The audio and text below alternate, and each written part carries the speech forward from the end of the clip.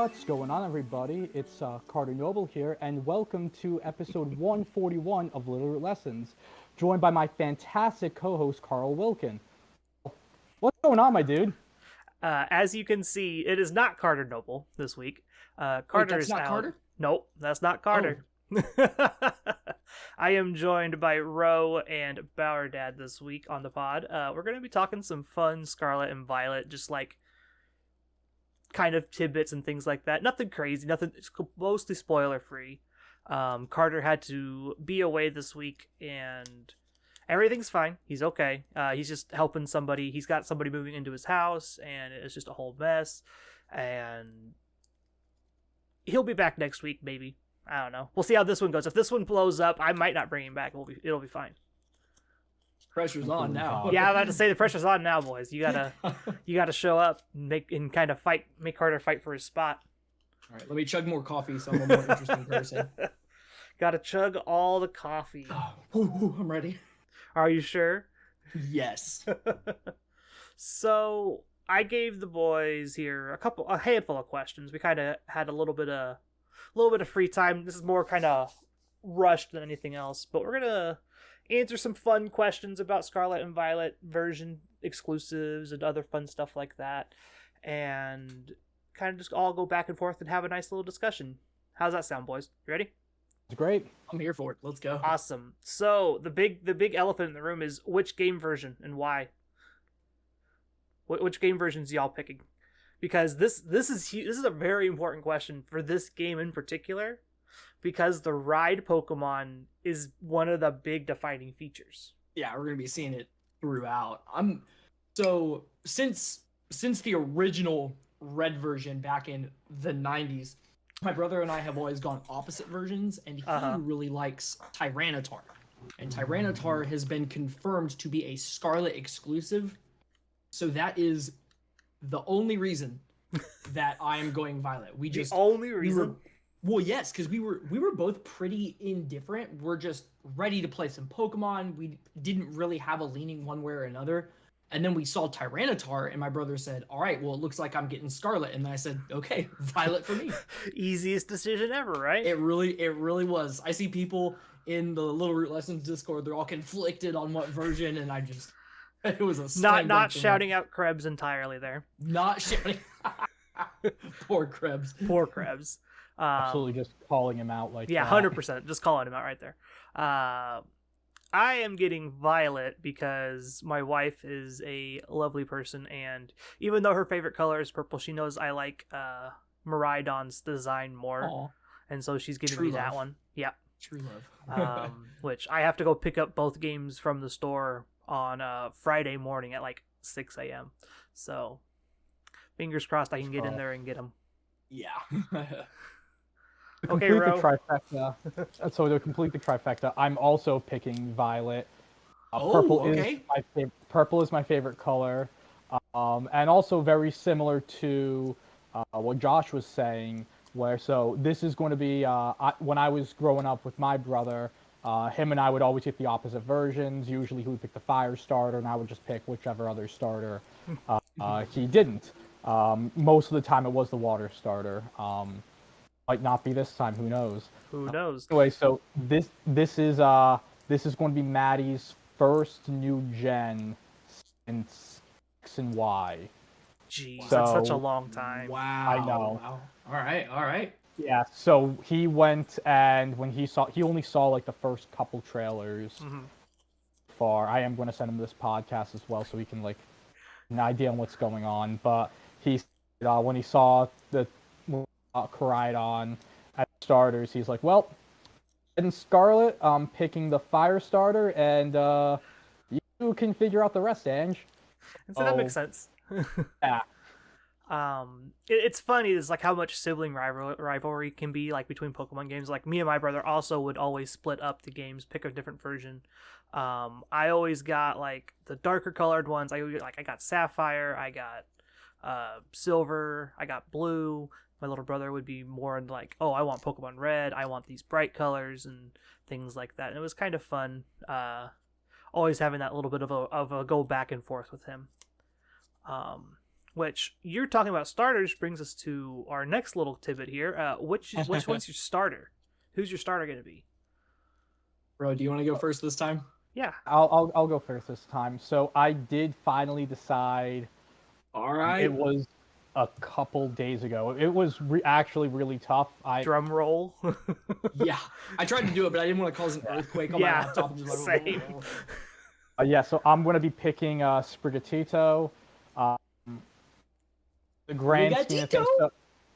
So for me, I think I might be a weird Pokemon fan where like starters really don't do anything for me. I don't really get super excited over them. In the grand scheme of things, I think from like Gen 5 on, the only starter Pokemon at reveal where I was like, yes, I need to use you was Froakie. And that I just like from Black and White on, it's been whatever. So we are not talking leaks, but I do have a few friends who have seen those, and I pretty much asked them, and I was like, hey, do you know what type of Pokemon I like aesthetically and such? Which starter of Quackly and Sprigatito do you think I would like? And he said Sprigatito. So, Evan, I'm putting my trust in you. Not our Evan, different Evan. But different Evan. Okay. Different Evan, yeah. Go ahead, Bauerdad. Which one are you picking?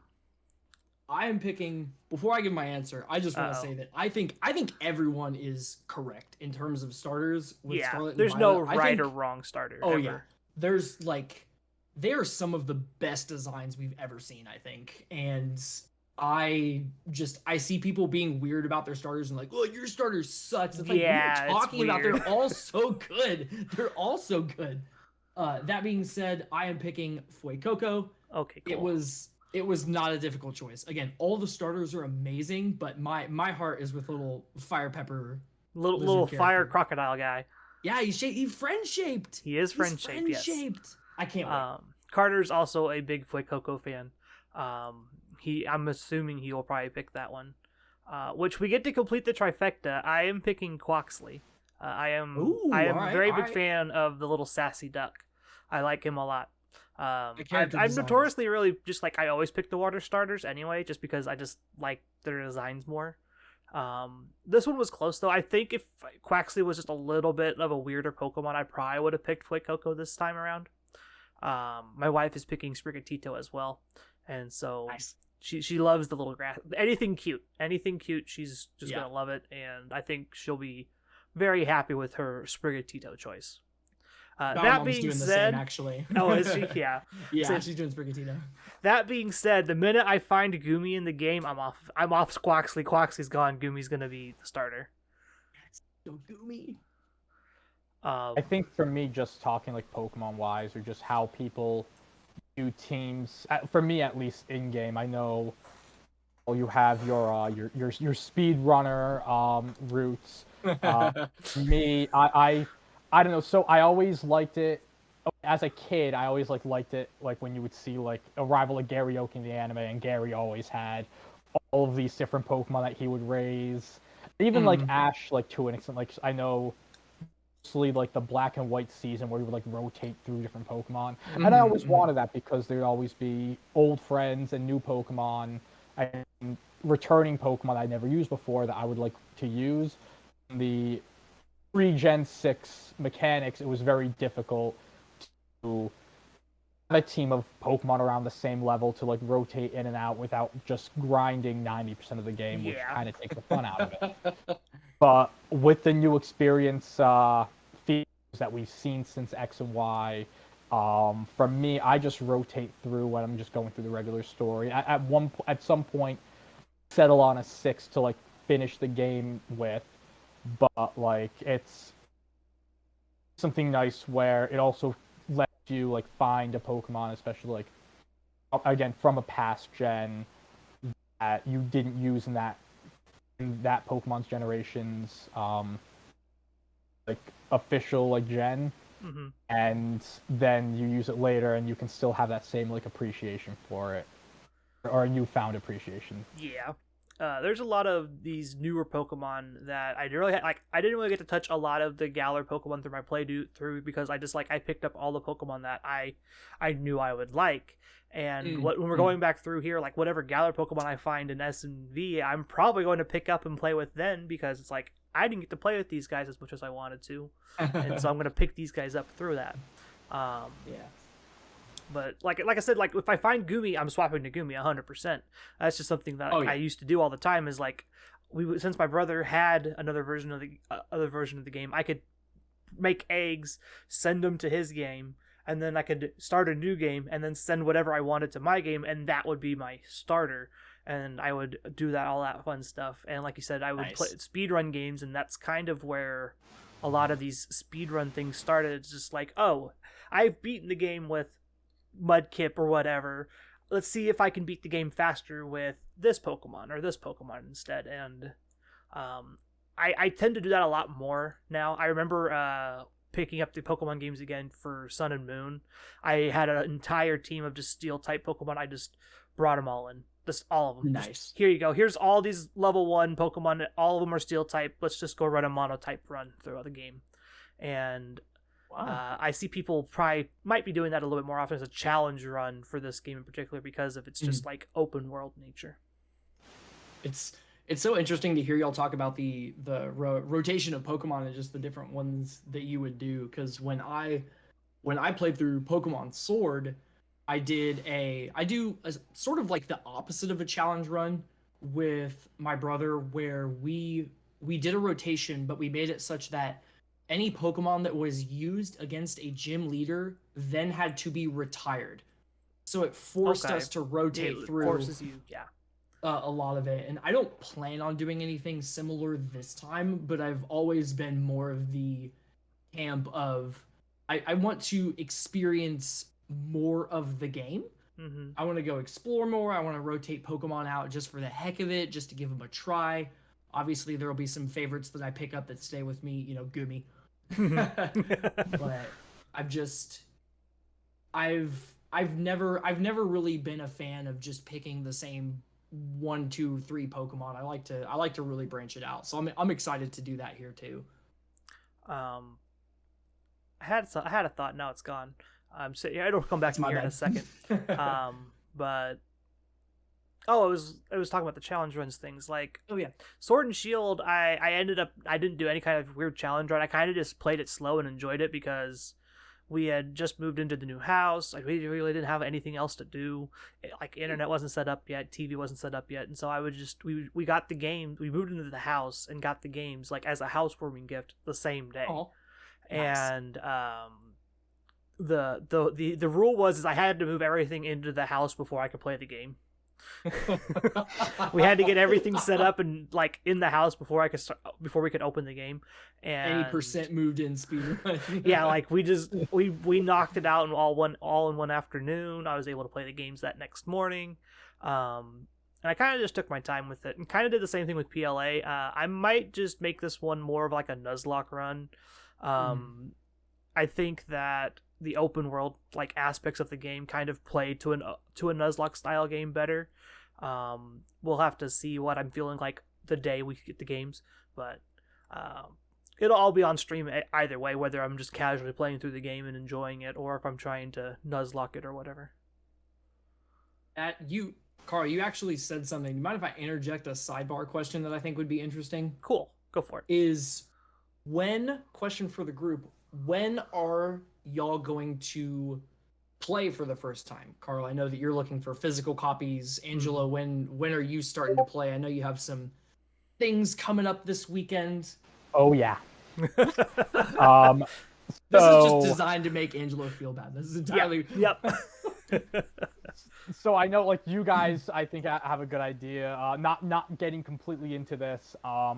The holidays just in general, and November as well for me in my personal life are very busy. I live about 7 hours or so away from my family, so usually for the holidays in general, I have to drive down to see them, or you never want your Italian mother angry. I mean, let me tell you, that is the last thing you want to do is disappoint your Italian mother. Oh God. So, yeah, making sure I'm down for the holidays, and before that, my parents are actually going to be up near where I live for a conference, so I have to go help them with that. I have a few other events in my personal life that are like everything is like this week. So usually in the past, we did this mostly for the DLC, two DLC launches, and for BDSP. Me and two of my friends from high school who live up with me, well, but same area. We would all get together at one of our three houses or apartments, and we would take that day off so we can all experience the game or experience the DLC together for the Nice. first time. So that's what we planned on doing. I still might be able to see them. However, it might not be until like 7, 8 o'clock at night on Friday. So I will play on Friday. I just don't know what time. So the fun thing is because it's multiplayer, you can just play from home if you can't make it to their house.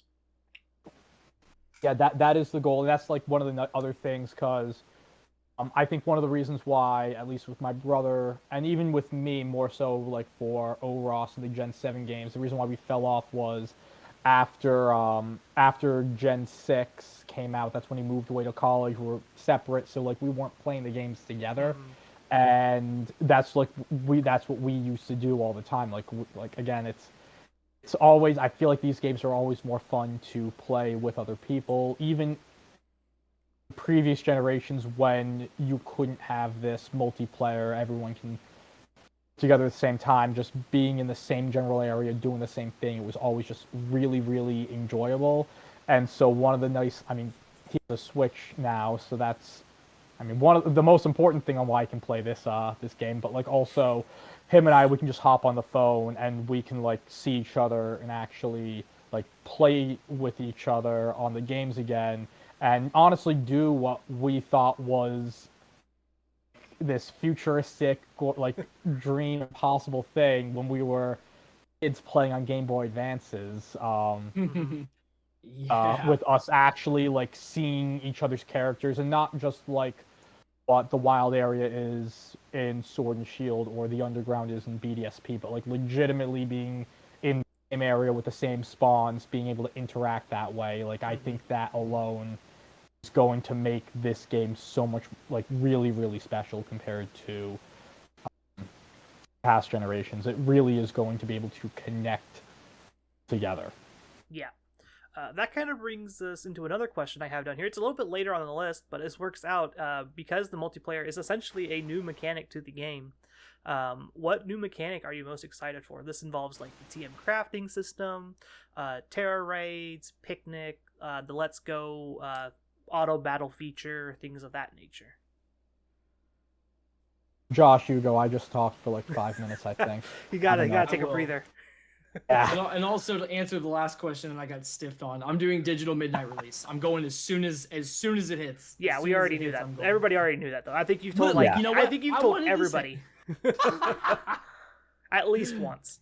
They don't want me to. They don't want me to be in this. All right. I honestly, gosh, I think these are all really really awesome. I'm going to say terror raids, and it's something that I mentioned before, but I think that the raiding mechanic in Sword and Shield was one of the best done things that they've ever put into the series, but I think some of the life got sucked out of it kind of quickly because it became noticeable just how much overhead there is Mm-hmm. in raid battles, the communicating and picking your moves and then waiting for the turns and trying to connect up for raid battles and just it was very unnecessarily bloated in time. And I think the fact that they're doing the new raid system with a real-time format is going to make it absolutely amazing. Yeah. So I'm really really looking forward to the terror raids especially.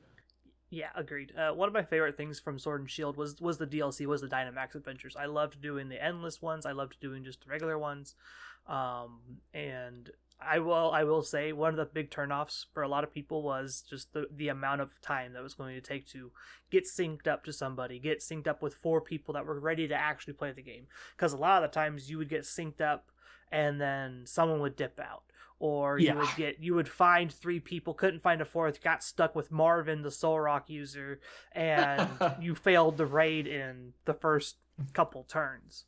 Helping Hand light screen, rock polish, doing nothing the entire game, right? And I think terror raids, the real time aspect of the terror raids, is going to be a huge buff to it. Now that being said, there are some downsides to that because it's a little bit harder for connectivity issues and things like that. So if you get dropped halfway through or drop connection for even just a little bit, it could really mess up some of these raids, because as we've heard about for their special raids that they're doing, the Charizard raid, the 7-star, 6 and 7-star raids, these are really hard apparently. Level 100 Pokemon with really good Terra typings and really good moves, and so it's going to take a lot of coordination and a lot of just like working together to get through these kinds of things. Yeah, I mean, to add on to everything, the raids were also my thing that I'm most excited for. And that same group of people I play with up here, neither of them really play VGC. Like, they've dabbled in like competitive or like even just like breeding for EVs and IVs and such, but really haven't dove into it. But what we really bonded together with, and even before I started playing VGC, was like just hopping on Discord and doing all the different raids and finding all the different Pokemon. I really, really like it. I like the fact that it gives you a nice way to complete your Pokedex in a really fun way that isn't just trying to like find a specific Pokemon in the wild. Like, there could be a rarer Pokemon or sometimes even a version exclusive. If someone's hosting that raid, you're able to jump in and it's like fun, interactive way to get those Pokemon. So I'm actually super excited for raids, and I do like how they're going to the timer. I think I know a lot of people, like, there is some sort of crossover between like people who are playing the games on the Switch and people playing Pokemon Go, but you can definitely tell that even just the idea of raid battles and Sword and Shield, and now with the timed raids, they are pulling some ideas and some features from Pokemon Go. I mean, Pokemon Go's had timed raids for forever. Honestly, I think about at least 5 years, I think. Yeah. My big mechanic I think I'm excited for though is just like the auto battler. I am very big at min-maxing my games when I'm playing them, if I can, and this is the biggest min-max you can have, right? Is just throw the Pokemon out like you're going around doing other stuff. The Pokemon's gonna battle and gain its own experience for you. I ain't gotta do any of the slow grindy stuff anymore. It'll just do it all for me, and that's one thing I'm more excited for, I think. Yeah, I'm not sure. Go ahead. I'm on the fence with it. I'm not sure how I feel about it, but I can. You're just probably... scared. That's what you are. You're scared. Scared it's gonna knock out a shiny for you. That's what you're scared of. Can't play scared. No, that is valid. That is valid. You just can't play scared. Just don't play scared. It'll be fine. It'll be fine. Yeah, to play like Doug Peterson. just go for it. Nick Sirianni. Trying to avoid spoilers. I have kind of gotten a little bit of how like the breeding mechanic works and the picnics and all that stuff, so I'm a little bit excited for that. I was really worried when they said that like, oh, you could find eggs through picnics. I'm like, does that mean I'm gonna have to make sandwiches all the time to breed Pokemon? Because like, you got nothing out of curry in the game. Like, you could do like curry shiny hunts, which is a really cool and weird mechanic, but like, that was all really curry was good for outside of just like friendship and experience. And I was just like, they're gonna tie their new like forced way to interact with Pokemon into breeding, and it's just gonna make it miserable. And I know a little bit more about that now. I'm not going to share it here because it is not officially released information, but okay. I am a little bit happier about how picnics are going to work now. I'm glad to hear that, because it was posited by someone that, oh, we're only gonna get this through eggs, and I I was I was thinking there's no way they do that, because that would be like Carl, like you said, that would be miserable. Like, Having to just get a lineup of like your little subway station. yeah, trying to do just breeding just Pokemon. making sandwiches. All I'm doing Oh. is making sandwiches. Subway Simulator, let's go. That'll make me start jetting. Goodness. It's funny because they just recently went through and just like banned a bunch of people in Pokemon Home. Just went through and just mowed them all down. Good. I think it was mostly for like really bad illegitimate Pokemon, like ones you could tell, like certain shinies and things like that weren't supposed to be shiny and stuff like that. But I have a feeling they're going to be much more strict on Pokemon Home going forward about the whole like genning things that aren't supposed to be the way they are. But we'll have to see. Sticking with the mechanics theme, is there a mechanic you would like to see? It could be a returning mechanic. It could be something brand new that nobody's like thought of before.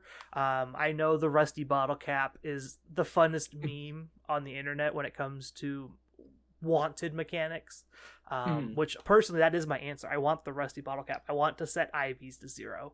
Like, I want to be able to just like take a wild Pokemon and completely morph it into a competitive Pokemon.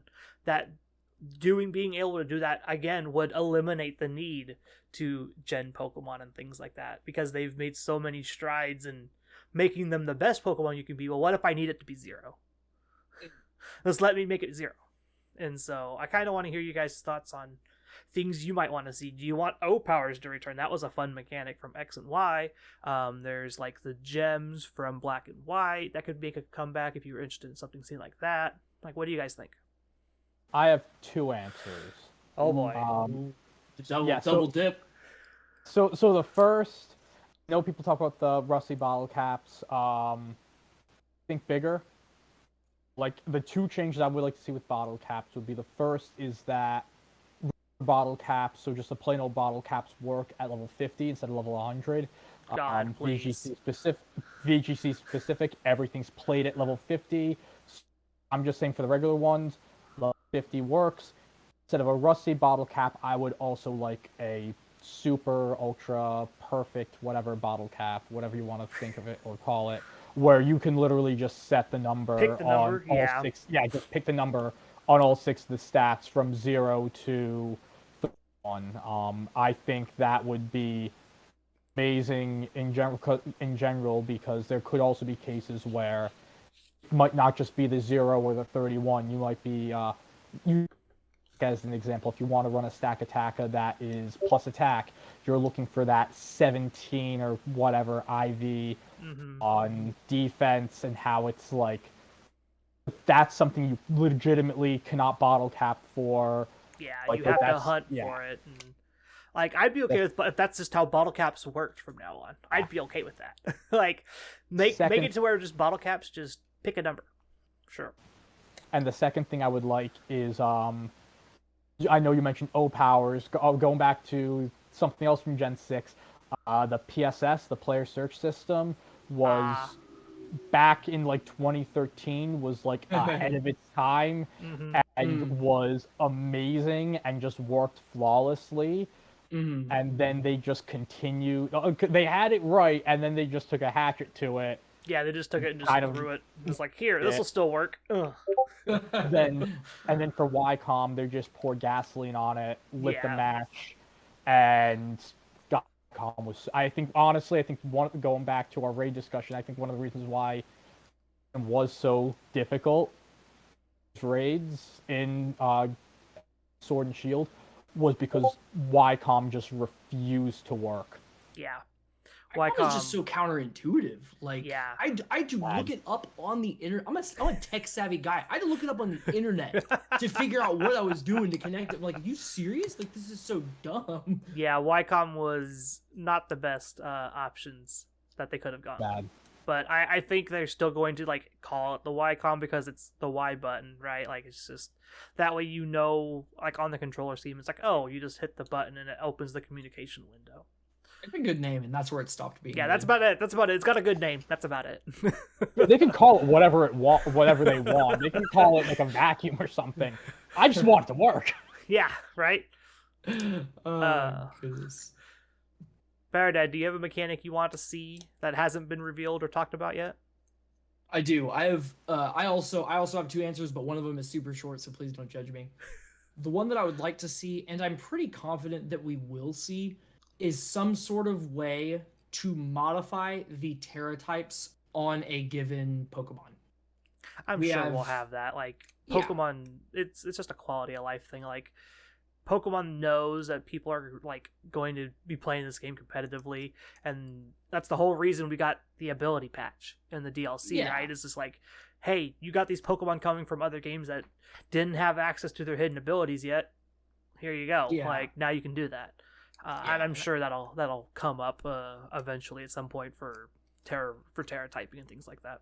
Yeah, and I feel like so many people just kind of went off the handle and were like, "Oh, it's gonna be so hard to hunt for specific Terra type for blah blah blah."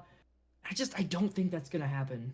But my longer answer is, so I think that effort values for Pokemon is a good system. I think it's a fine system. I think it makes a lot of sense. If you take your Pokemon and go defeat a bunch of fast Pokemon, you become faster. Like I was a little bit confused about what you were talking about there for a second, and then I was just like, oh, it clicked. It's like, oh, okay, Yeah. I know what you're talking about. Okay. I'm going somewhere with this, I swear.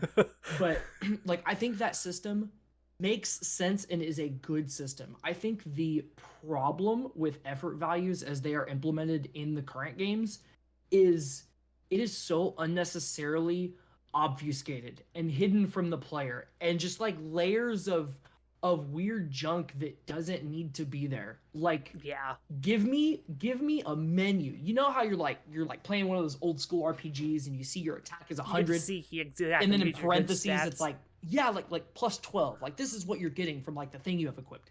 Like give me some menu. It can be under like a different tab or something, so you don't scare away the more casual people who just like want to click the buttons, you know.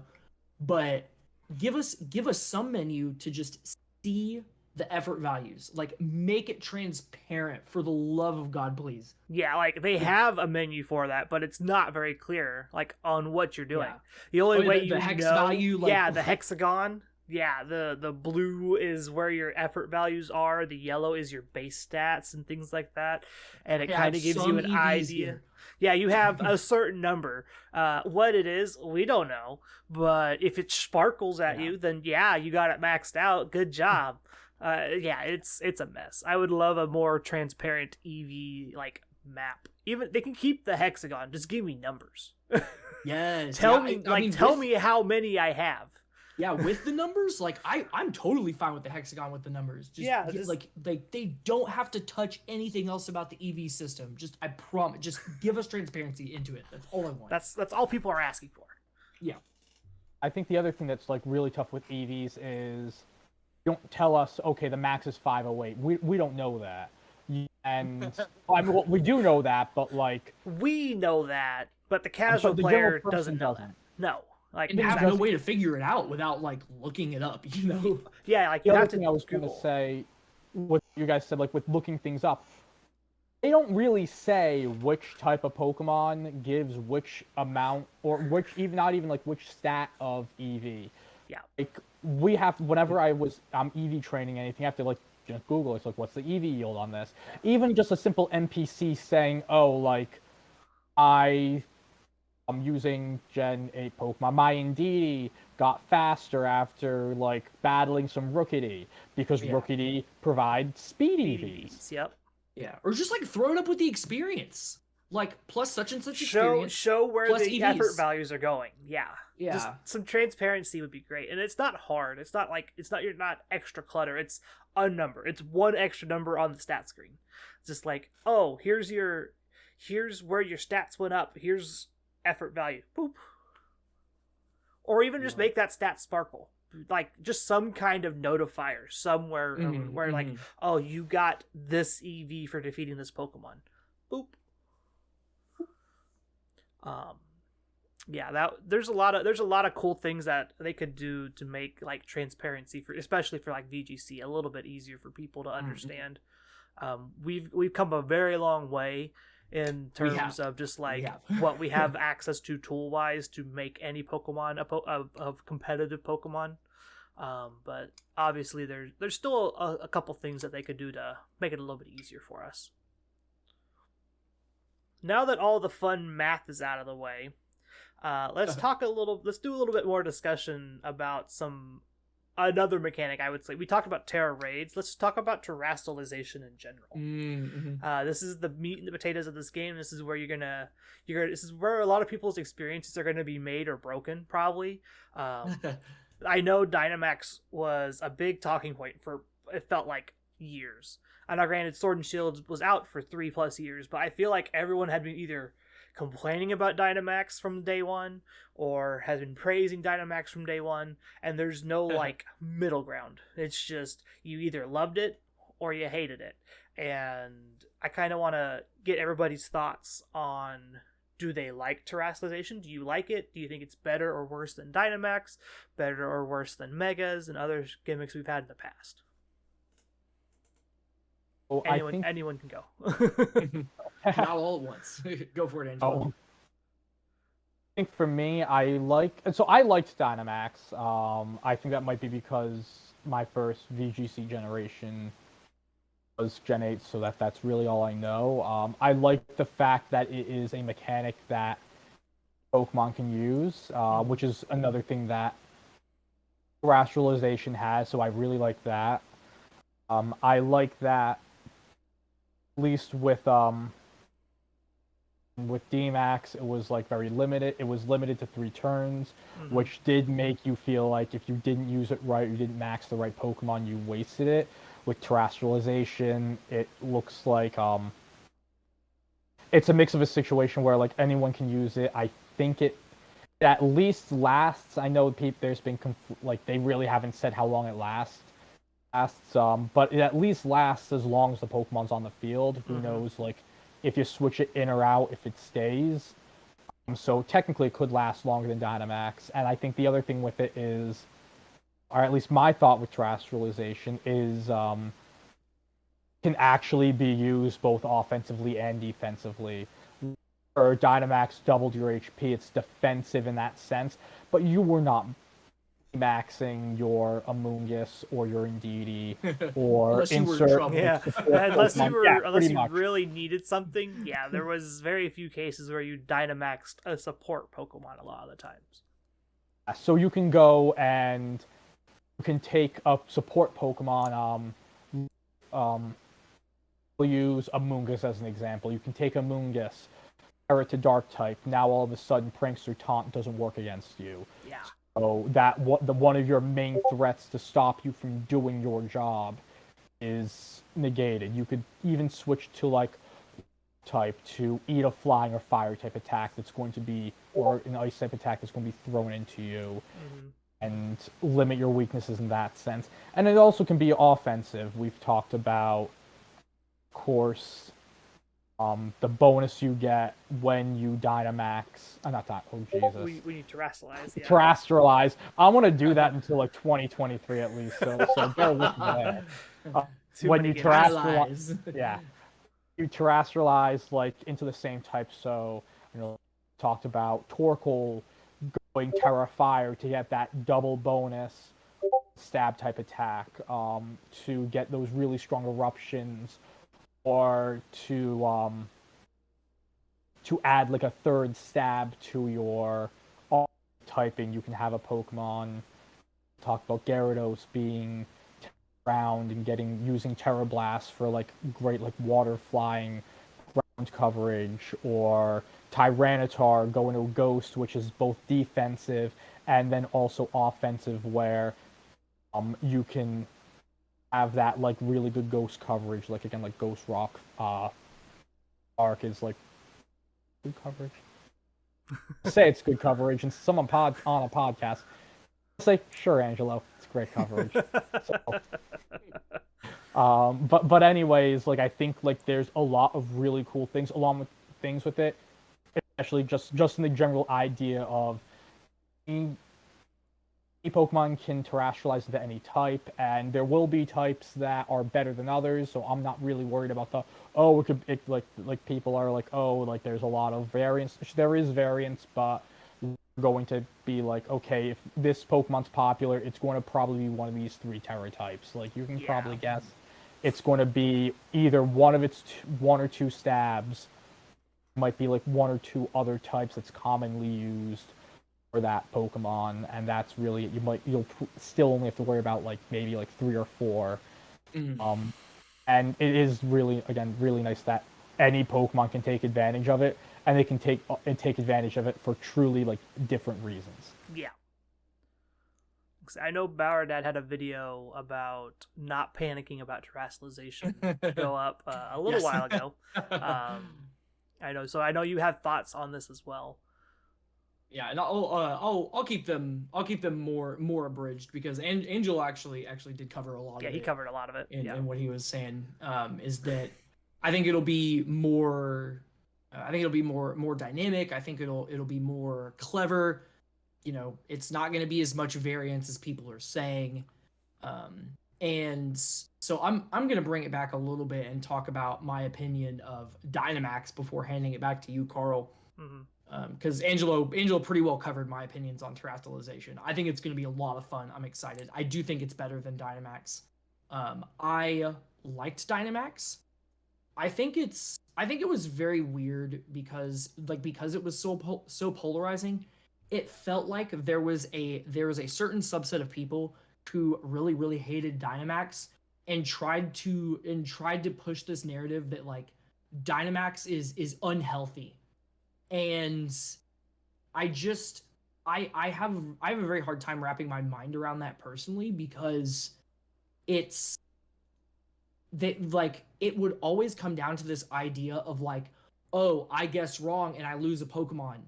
And like, you're playing Pokemon. Like, making a wrong prediction has been devastating since like 2002. Yeah, like that's just normal. Like, it's not different. Like, it's how Pokemon has always been.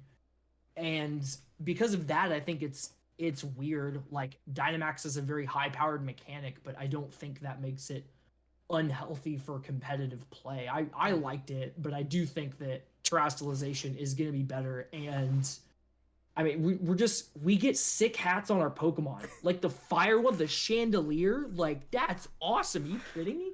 Was it Persian with a ring pop? Yeah, I'm looking forward to that. Persian with the ring pop. That's a fun one.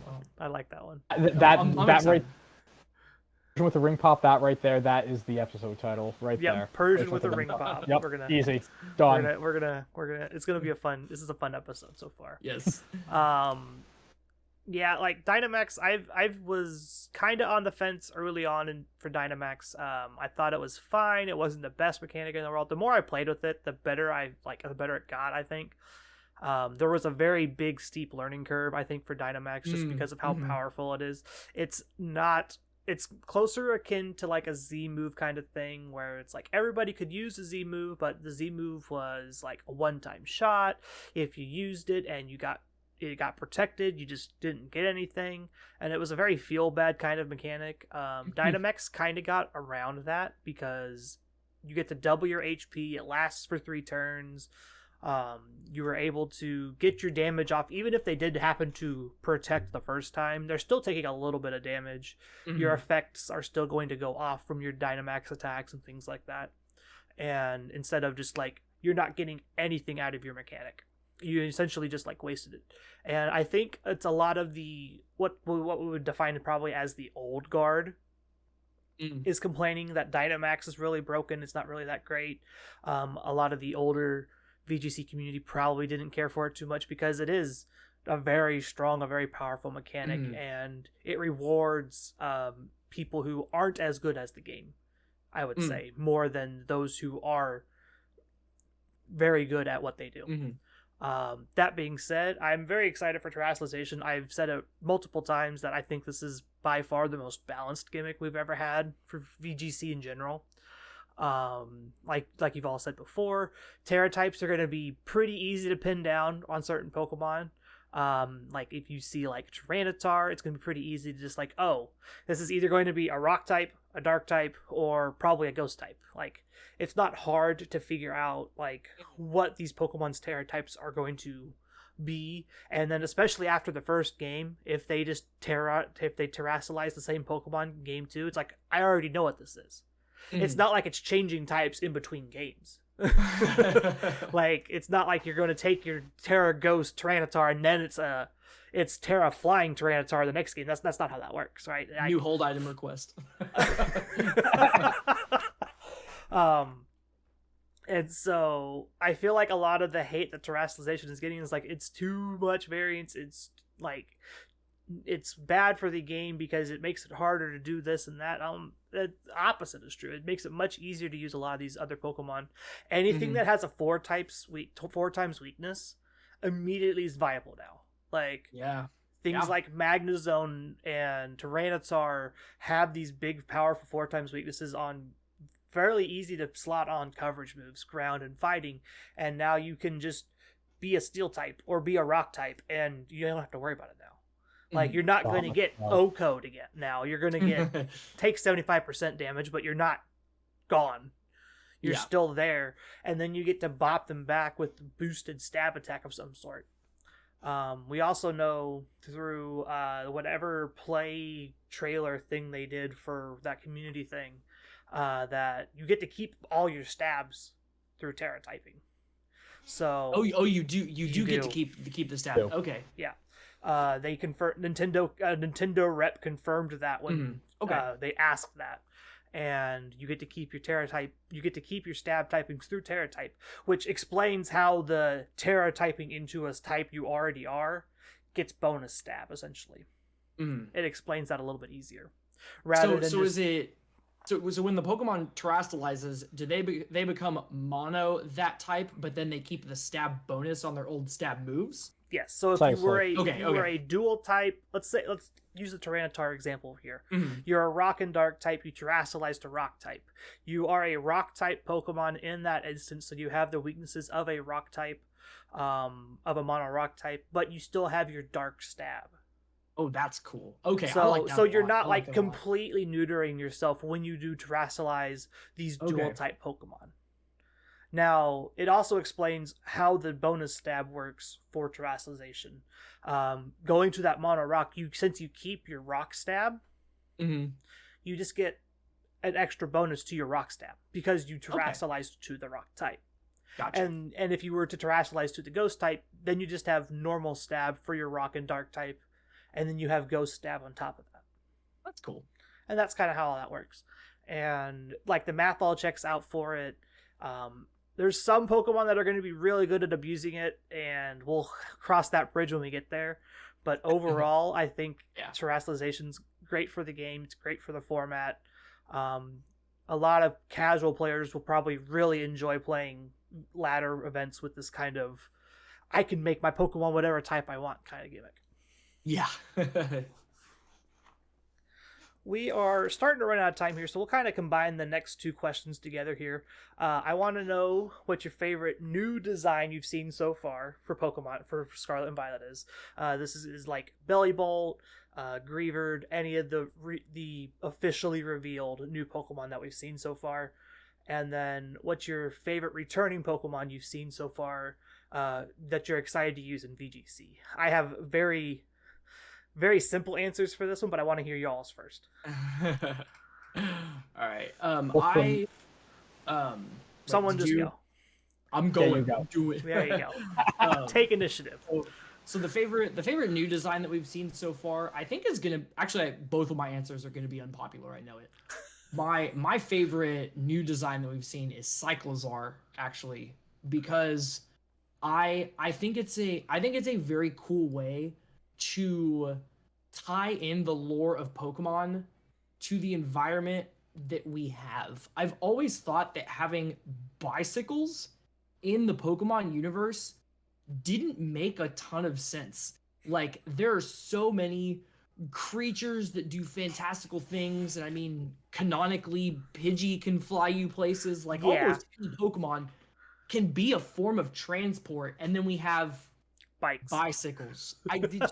It's kind of weird. Like it's not one of those things that I'll like go on YouTube and be a curmudgeon about like Pokemon is dumb for having bicycles. But I think it's just a really cool way to like kind of make the universe more cohesive. Like we have these ride Pokemon that just exist, and I think that is really really cool. Yeah. I believe ride Pokemon were introduced in Let's Go Pikachu and Eevee. That was our first instance of seeing people ride Pokemon like in the games. And we kind of see it we saw it kind of transitioning that way for a little while, right? Like in Sword and Shield, it's the Rotom bike. Rotom is in your bike now. Yeah. And that kind of is funny, just kind of makes sense now. It's like, oh, you're still technically riding a bike, but it's also part Pokemon, so you get to kind of play back and forth with that. And going from just like Rotom in a bike to just riding the Pokemon, I feel like that's like you said, is a very cool, just kind of world building moment. Yeah. And the Pokemon, the returning Pokemon that I'm excited to use in VGC, and I heard people groaning about this one, and I don't care because I'm excited and I love it, is Breloom. That Breloom's a lot of fun. Breloom is so cool. I absolutely love it. Little goofy mushroom baby. I'm so excited. I'm so excited to use it again. Are you a technician kind of player, or are you a toxic heal player? Oh, technician. Okay. So you're just Technician. gonna bullet seed and just mock punch people to death. Got it. And then spore whenever they think they're gonna get away with something. I'm excited about Breloom for sure. BDSP All Star. I can tell you that right there. 100%. Really? Yeah, it was Right. It was so much fun in BDSP. And I think I don't know if it'll be an all-star in Scarlet and Violet, but being able to change its type into just like maybe mono fighting or something that like even just like going to avoid some super effective hits is going to be really good. Just go electric. Can it learn Thunder Punch? That'd be sick. It might. I don't know. No, I think it it has access to the elemental punches. So I think it does get Thunder Punch. So that'd be cool. Disgusting. You heard it here first, guys. Thunder Terra Breloom. So my favorite design so far is probably Titan, and I think it's just because I love ice types and it's an ice type, and I have a bit to keep up with you guys. Gotta keep up with the ice types. This is my branding. So probably Titan. For returning Pokemon, I'm going to go answer two things. Like we had Mimikyu last generation. We had it the generation before, of course. I love Mimikyu. It's tied with Mamoswine for my favorite Pokemon, and I'm very excited to use Mimikyu this format.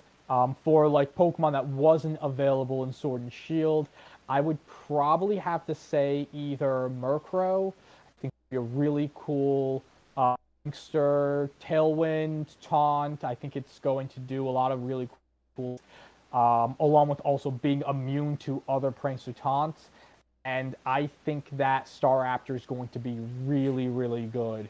It's one of the few Intimidators that we've seen so far that we know is a pivot move. So you have that pivoting in and out of Intimidate, along with its massive attack stat. Going Terra Flying with Reckless Brave Bird is probably going to be able to chunk a lot of holes to teams. So the Pokemon I'm probably the most excited for. My answers are very easy because I love the cute Pokemon when they've got cute designs.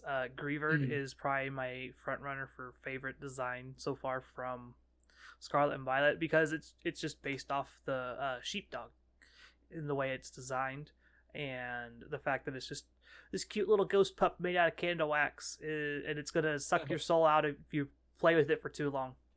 I just love the design of this Pokemon. I haven't seen a Scarlet and Violet Pokemon that I'm just like, I don't know if I like that quite yet. Same. Smoliv is kind of there. It's just like, it's another normal grass type. It's just like, whatever. But I don't hate it. It's not like Mr. Rhyme, where it's just like the weirdest design on the face of the planet, right? I haven't seen any of those yet. We'll find out more once we get the game. But fair. For favorite returning VGC Pokemon, I'm very excited to get to play with Hariyama. Hariyama was one of my favorite Pokemon in Ruby and Sapphire. I had it on my team all the way through. I played with it a ton in the BDSP format, and it was so much fun. Having access to Guts, like just being able to Guts and Mach Punch things or close combat things. You also have access to Fake Out. You're like this weird mix of utility and bulk and really good damage output. I expect Hariyama to be really high on the list of this thing checks the answer to TR button. It checks the answer to just really good damage button. It checks the answer to having disruption button. Like, I think Hariyama is going to be a very pivotal piece on a lot of at least early Scarlet and Violet teams. We'll have to see how everything kind of plays out. I think they did a very good job of nerfing the fake out meta is what I call it, with Covert Cloak and some other cool anti-priority abilities that we've seen, like for Rigor Rafts. I don't remember what it's called. It's some I don't remember what it's called. Armor Tail or something. Yeah, whatever it's called. It stops priority moves, and things like Serena's Queenly Majesties in that kind of same boat. Armor Tail is the name of that ability. Okay. Yeah. And then Actually, I know... guys, Go ahead. I was going to say, I think I hear something I do. I'm just going to step away real quick. Okay. As Ro walks away here real fast, and breaks everything in the process. It kicks it all over. Kicks what it do all you really over. think of Angelo? But where was I? I'm lost now. You were talking about Hariyama being an interesting Pokemon. Hariyama's great. They've done a very good job of the fake out nerfs. There was another Pokemon I was trying to remember who has anti-priority. Is it Bruxish? I think it's Bruxish. Bruxish has I think it's whatever its unique ability is, it's also anti-priority. And so they've done a very good job of trying to give us the tools to stop this very oppressive kind of thing that we saw a lot in Sword and Shield, of just like every team has a fake out mon, and if you're not playing in DD, you're kind of just going to get got. And they're giving us the tools to kind of counteract that. Yeah, I'm especially glad we're getting that, because it used to be that a very common, well, I wouldn't say very common, but one of the common responses to fake out was, I'll just Dynamax my Pokemon. Yeah, and we don't have that luxury anymore. Yes, we do not. You just Terra-type to Ghost. That's true. If you really want to. What a power play. Just dodge the fake out. But yeah, I'm excited for this VGC format. I'm not sure how much I'm going to get to actually like play like in big events and things like that, but I will probably be playing a lot on ladder now. I'll probably be playing when we get ladder. We don't get ladder until I think December. December. Yeah. So this is the PSA for LRL community or whoever. We're going to be looking for people to play against on camera until we get to the ladder point. So reach out to us and we'll get back with you. I have a really good Breloom idea if you want. I would like to hear your Breloom idea. With that, I think we covered enough of the questions here for an episode. I had one other one, but we kind of answered it a little bit when we were talking about like mechanics and things like that. So I think we can just probably call this an episode, unless you guys have stuff you want to say before we wrap it up here. Oh, can I give one more answer? Sure. I was really dying to get to this. I promise it won't be long, because we were. I wanted to briefly talk about why I think open world versus the structured story is going to be. You're gonna answer it anyway. Yeah, I'm gonna do it anyway. Go for it. But in a quick fashion, I promise. I think it's one of those things that makes more sense for what Pokemon is, because in the entirety of all the past main series games, you're having this conversation with the professor, like as soon as you hit that new game button, and they say, you're about to start your own grand adventure of discovery and making new friends, and then you go town, forest, town, cave, town, cave, town. Like, it felt too linear for the sense of awe and discovery that they're trying to impress upon you at the start of a new Pokemon game. And I think for that reason, the whole open world idea it loans itself more to that cohesive world building. I think the idea that we're going out to like actually discover new things and new Pokemon, and not to say that that's absent from the prior games, and the prior games aren't fun because of that. But I think it's going to be I think it'll be a step in the right direction because I think it makes more sense for the series. Yeah. And that's it. That's all. That's all. That's all you're gonna say, man. I'd say, Ro, do you have anything to talk about it before we move on? I mean, I can just go off of what Josh was just saying, and the big thing there is, especially with the more recent games, I feel like route structure has been very linear. It kind of like handholds you. Okay, you have to go to this place. You can't go to the next place until you've done this thing, so on and so forth. And I think with the open world structure, it does bring back that like general awe of exploration. Maybe it's just me being someone, say, like mid to late 20s, looking for the wonder you get as a child. Mm-hmm. I think a lot of our listeners are probably thinking the same thing. Even just stuff as simple as like in Red and Blue, once you get to like that Lavender Town, Saffron, Celadon area, it's kind of like a free for all on the order of events you can do things, and we really even haven't had that in like the recent games. So to be able to make your own adventure and say I'm going this way not because the game told me to, but because I said I'm going this way and I want to go this way. It leads you to getting demolished by a gym leader that's supposed to be the 8th gym. Sure. Can. But could it take you to like an amazing area with these cool new Pokemon that you've never seen before and you wouldn't have ever seen unless you went to that area? Like yeah, and I think that's the whole of it. They're really like getting into that exploration and choose your own adventure, so to speak. Yeah. A lot of the open world, like you think Pokemon is an RPG, it's a role playing game. You're supposed to insert yourself into that player character spot, and being that kind of open world, you kind of get to explore the map that they give you. And way back when, before we had a lot of these newer video games like Horizon Zero Dawn and things like that, where they have these big expansive maps, the Pokemon formula was good. It worked because you wanted them to be able to play your game, and you weren't going to be able to convey a whole lot, especially on a little Game Boy screen. But as the games kind of grew and the popularity grew, we kind of expected them to eventually hit this point where they go into open world, and they're just a little bit behind the times. But I'm hoping if this game succeeds, they'll stick with this formula, and every Pokemon game will be this kind of open world story, like branching paths kind of exploration thing. That's the hope. And with Indeed that, it is. I think that's a wrap on 141. How about both of you kind of give your own little shout outs here? We'll start with Ro, give out your Twitter, any other kind of plugs you want to make, and we'll kind of just wrap it up here. As always, a shout out to my girlfriend Amanda for letting me leave dinner early so I can go and record a podcast about a children's video game. Yeah. Love you. So you can find me at RoVGC on Twitter, where I tweet about things I do in Pokemon and the like.